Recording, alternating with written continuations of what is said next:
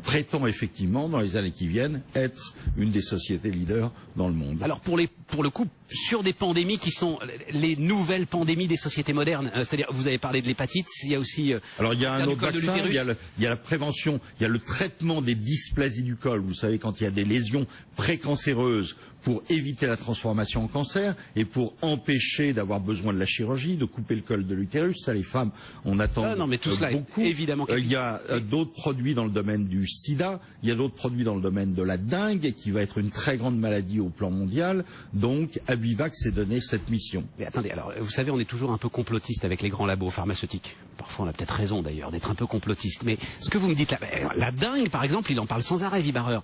Mais ça veut dire qu'il n'a pas vraiment envie de soigner? Ça veut dire que lui, il fait des vaccins qui sont des vaccins dont il peut être sûr qu'on en aura à nouveau besoin dans 3, 4, 5 ans. Parce que c'est pas Abivax contre Sanofi. Sur des très grandes pathologies comme ça, il y a bien sûr besoin de différentes technologies, différentes approches, différents produits en concurrence. Sanofi a un vaccin qui n'a pas donné tous les résultats espérés. Abivax va développer un antiviral. Non, mais je comprends. Le truc aussi, Philippe Pouletier, c'est comme ça que je vous présentais tout à l'heure.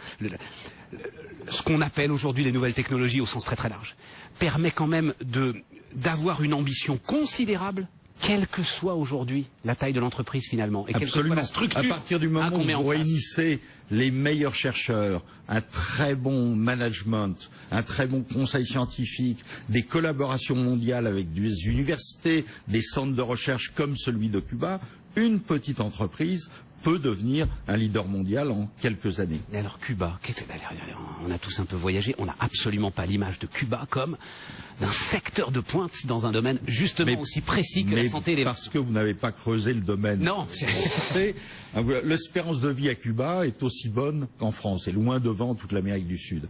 Et ces centres de recherche, moi aussi, j'étais surpris quand j'étais, mais pas du tout, parce que le Venezuela l'a tenu à bout de bras, et la Chine investit massivement à Cuba. C'est un pays d'avenir qui s'ouvre à l'économie moderne. Barack Obama a serré la main de Raúl Castro prochainement, et c'est bien qu'une entreprise française soit en pointe dans les relations futures avec Cuba, et dans le domaine de la santé et des vaccins, ça va donner un très beau partenariat. Je doute pas que ce soit bien, mais ils ont une réelle expertise. Il leur manque juste... L'OMS reconnaît les vaccins. Et quelques fonds que vous allez leur donner qui sont distribués dans 27 pays.